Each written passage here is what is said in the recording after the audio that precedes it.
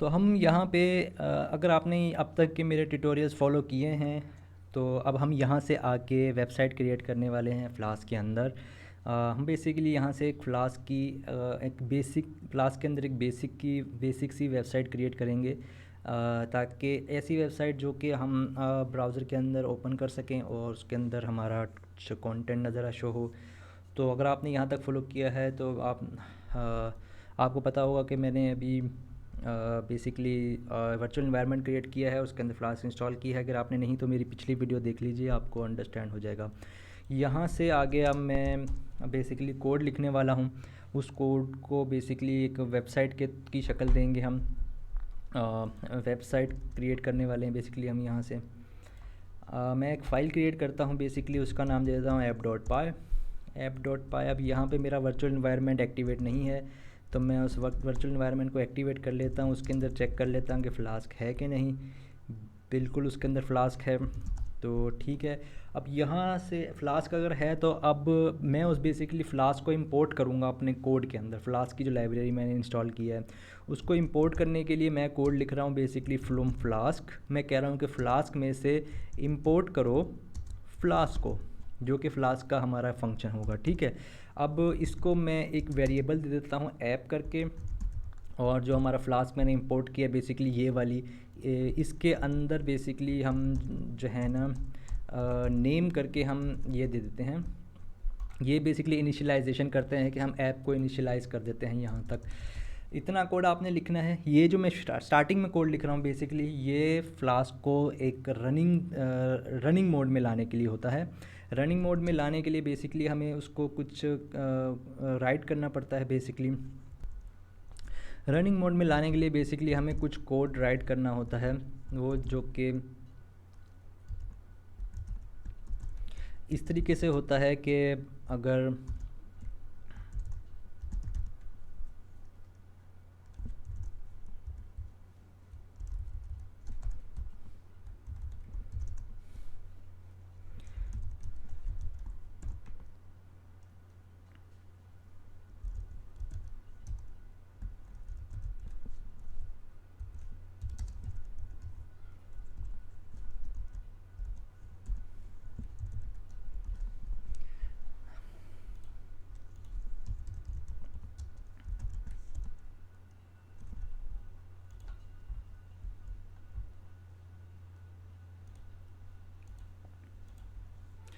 तो ये code basically जो मैंने लिखा है ये कोड इसलिए ज़रूरी है कि ये मैंने बेसिकली फ्लास्क जो एप्लीकेशन इंस्टॉल की है उसके अंदर से मैंने फ्लास्क को इंपोर्ट किया है, उसको यहाँ पे इनिशियलाइज़ करवाया है। और बेसिकली ये कमांड इसलिए होती है कि हमने उसको बेसिकली उस ऐप जो हमने इनिशियलाइज़ की है उसको हमने किस पोर्ट पे रन करना है, और जिस पोर्ट पे रन करेंगे वही पोर्ट यहाँ पे रन होगी। जैसे कि मैंने यहाँ पे इसको 501 पोर्ट दिया है, तो ये 501 पे रन हो जाएगी। और डिबग और ट्रू मैंने इसलिए किया है क्योंकि जो भी हम चेंजेस करते जाएंगे वो ऑटोमेटिकली यहाँ पर अपडेट होके हमें शो होते जाएंगे। प्रोडक्शन मोड में हम इसको फॉल्स करते हैं, लेकिन अभी हम डेवलपमेंट मोड में हैं तो हमने इसको ट्रू रखा हुआ है। तो अभी यहाँ तक तो हमने वेबसाइट को एक सर्वर का मोड दे दिया है बेसिकली। अब हम इसके अंदर अपना कुछ कंटेंट प्रिंट करवाएंगे। कंटेंट प्रिंट करवाने के लिए मैं इसको बेसिकली मैं इसको एक यूआरएल के तौर पे दूंगा। यूआरएल के लिए हमें क्या लिखना होता है ऐप.राउट, और क्योंकि अभी मैं इंडेक्स मोड पे हूँ। अब अगर आपको ये अंडरस्टैंड नहीं हो रहा कि मैं क्या कर रहा हूँ तो मैं आपको डिटेल्स में अभी समझाता हूँ। बेसिकली मैंने अभी इसको राउट दिया है और इंडेक्स का पेज दिया है। बेसिकली जो इंडेक्स का पेज है हमारा, जो हमारा स्टार्टिंग पेज होगा, स्टार्टिंग पेज को पे करने के लिए हमें उसके स्लैश कर देते हैं सिर्फ। अब यहाँ से मैं एक फ़ंक्शन लिखूँगा, कोई भी फंक्शन का नेम दे दूँगा इंडेक्स करके, और मैं उस फंक्शन में से रिटर्न करवाऊँगा। और यहाँ पे मैं एक HTML का कोड कर देता हूँ जो कि हमने यहाँ पे अपने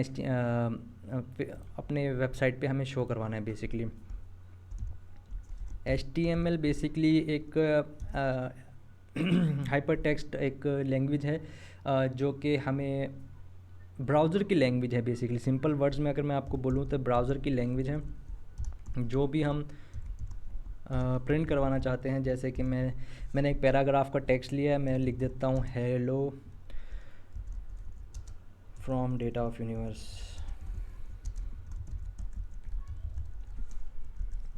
अब देखिए मैं इसको आपको चेक करा देता हूँ कि ये इसमें प्रिंट हो रहा है कि नहीं हो रहा। ये देखिए ये हमारी वेबसाइट हमने क्रिएट कर ली, ये हेलो डेटा यूनिवर्स ब्राउज़र में क्रोम में शो हो रहा है। मैंने बेसिकली क्या किया है कि मैंने जो फ्लास्क की एप्लीकेशन लाइब्रेरी इंस्टॉल की थी, मैंने उसको इंपोर्ट करा है अपने कोड के अंदर। फ्लास्क का जो फंक्शन है वो उसको इंपोर्ट किया है, उसको यहाँ पे इनिशियलाइज़ कर दिया। ये ऐप के वेरिएबल के अंदर हम उसको बेसिकली इनिशियलाइज़ कराते हैं। और ये वाला कोड जो है बेसिकली ये उसको एक सर्वर का मोड दे देता है। सर्वर का मोड से मुराद ये है कि हम उसमें पोर्ट असाइन कर देते हैं कि किस पोर्ट पे रन करना है। डिबग हम उसको हम ट्रू करना है या फॉल्स करना है, तो ये ऑटोमेटिकली इसको सर्वर का मोड दे देता है इफ़ की कमांड दे के। ठीक है, if main and then app dot run, फिर पेरेंथेसिस ओपन करने हैं, पेरेंथेसिस मतलब ब्रैकेट्स ओपन करने हैं, debug is equal to true port number. ठीक है, यहाँ तक तो ये कोड अगर मैं हटा दूँ तो ये कोड तो तकरीबन फ्लास्क की हर एप्लीकेशन में ही होता है। ये वाला कोड, ये कोड तो समझ लें कि आप ज़बानी रट्टा लगा लें इसको कि ये चीज़ तो फ्लास्क की एप्लीकेशन में होता ही होता है। इसके अलावा जो ये मेरा फंक्शन है बेसिकली यहाँ मैंने क्या किया हुआ है, सबसे पहले ये एक डेकोरेटर बनाया हुआ है। डेकोरेटर बेसिकली क्या होता है, ये मैं एक रूट असाइन कर रहा हूँ। जो ये आपका यूआरएल होता है ना, यहाँ पे यूआरएल होता है। अगर फॉर एग्जांपल मेरा यहाँ पे यूआरएल होता कि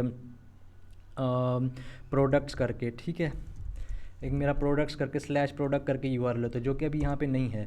अभी मैं फॉर एग्जांपल आपको यहाँ दिखा देता हूँ कि मैं आपको, अगर मैं ये स्लैश प्रोडक्ट्स कर देता हूँ, अब मैं इसको रन करूँगा तो ये देखिए ये स्लैश प्रोडक्ट पे चलेगा। ये अब पहले वाले यूआरएल पे नहीं चलेगा, पहले वाले यूआरएल पे कुछ भी नहीं चलेगा। बेसिकली ये इसका इंडेक्स पॉइंट ऑफ व्यू है, तो यहाँ पे ये कुछ भी नहीं चलेगा। ठीक है, इसका अब इंडेक्स हो गया ये वाला, प्रोडक्ट्स के ऊपर आ गया।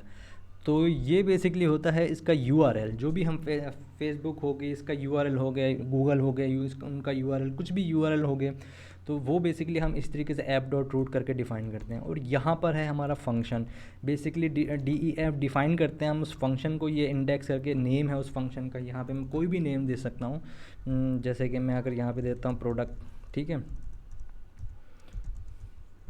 प्रोडक्ट करके मैंने उस फंक्शन का नेम दे दिया। और जो भी फंक्शन होता है बेसिकली वो वैल्यू को रिटर्न कर रहा होता है। फंक्शन को जब भी हम डिफ़ाइन करते हैं तो वो एक वैल्यू रिटर्न करके वापस लेकर आता है। तो यहाँ पे बेसिकली हमने रिटर्न करके वैल्यूज़ को रिटर्न किया है। और ये कोड्स के अंदर जो लिखा हुआ है ना बेसिकली वो कोड्स बेसिकली स्ट्रिंग को ज़ाहिर करते हैं, स्ट्रिंग टेक्स्ट को ज़ाहिर करता है। और यहाँ पे जो पी के टैग्स हैं ना बेसिकली ये HTML का कोड होता है। HTML क्या होती है वो मैं आपको थोड़ी देर में बताऊंगा। जितने भी टेम्पलेट्स होते हैं वो HTML के कोड में होते हैं। HTML बेसिकली एक ढांचा के तौर पे होता है, वेबसाइट का एक ढांचा होता है। फिर CSS यूज़ करते हैं उसको, उसकी डिज़ाइनिंग करने के लिए वो CSS होती है। फिर जावास्क्रिप्ट होता है, उसको जावास्क्रिप्ट बेसिकली इसको एक पूरा एनिमेटेड के तौर पे एक इंटरेक्टिव वेबसाइट बना देती है, चार्मिंग बना देती है पूरा एक जावास्क्रिप्ट जितनी भी है। तो ये चीज़ें भी आपको सीखने की ज़रूरत है, लेकिन यहाँ तक आपने जो है ना अपनी एक पहली वेबसाइट क्रिएट कर ली है बेसिकली। तो ये देखिए कि जो भी मैंने लिखा है यहाँ पर आ चुका है। अच्छा, इसके साथ ही मैं आपको टेम्पलेट्स का भी बता ही देता हूँ। टेम्पलेट्स का बेसिकली मैं एक फ़ोल्डर बनाऊँगा। टेम्पलेट्स का मैंने एक फ़ोल्डर बनाया, इसके अंदर मैं फ़ाइल कर देता हूँ index.html। ये HTML की फ़ाइल है बेसिकली। HTML बेसिकली हमारी जो भी वेबसाइट होती है वो उसका ढांचा होता है कि जितना भी इसका स्ट्रक्चर होता है ना वो HTML के कोड के अंदर होता है। अच्छा अब यहाँ पे हम HTML की आपने फ़ाइल क्रिएट कर ली है। तो अब HTML की फ़ाइल के अंदर बेसिकली HTML5, अच्छा अब आपने अगर विजुअल स्टूडियो के अंदर आपने ओपन किया है तो इसका एक प्री रिटन स्ट्रक्चर होता है, जो कि आप टाइप करेंगे तो HTML5 आ जाएगी। HTML बेसिकली अब HTML के वर्जन आ चुके हैं, HTML5 है ये बेसिकली। इसका ये पूरा स्ट्रक्चर नज़र आ रहा है। अब मैंने HT प्रेस किया तो इसने मेरे को अपने आप ऑटो फिल में शो करवा दिया। मैं HTML5 क्रिएट करूँगा तो बेसिकली ये इसका एक पूरा बॉडी स्ट्रक्चर है HTML5 का। अब यहाँ पे मैं वही चीज़ को लिख देता हूँ, H1 के टैग में लिखता हूँ। H1 के टैग में मैं वही लिख देता हूँ, hello welcome to the data of universe. ये मैंने H1 के टैग में लिख दिया, ठीक है। यहाँ से मैं इसको कमेंट आउट कर देता हूँ। अब मैंने जो टेम्पलेट बेसिकली क्रिएट किए हैं टेम्पलेट्स के फ़ोल्डर के अंदर, मैं इसको रेंडर करवाऊँगा।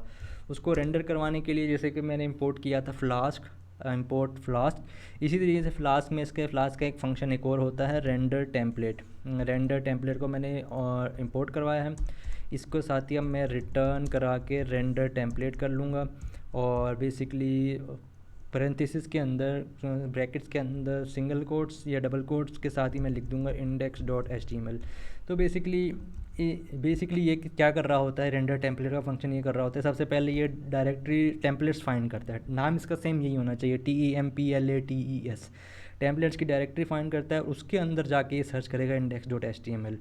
तो फिर इस वक्त ये यहाँ से रेंडर नहीं करेगा, बेसिकली index.html को सर्च करेगा जो कि इस डायरेक्टरी के अंदर है, और फिर यहाँ से जाके इसको एग्जीक्यूट कराएगा। आपको शो करवाने के लिए मैं कुछ और भी लिख देता हूँ यहाँ पे। फॉर एग्ज़ाम्पल मैं एक पैराग्राफ ले लेता हूँ और कोई भी पैराग्राफ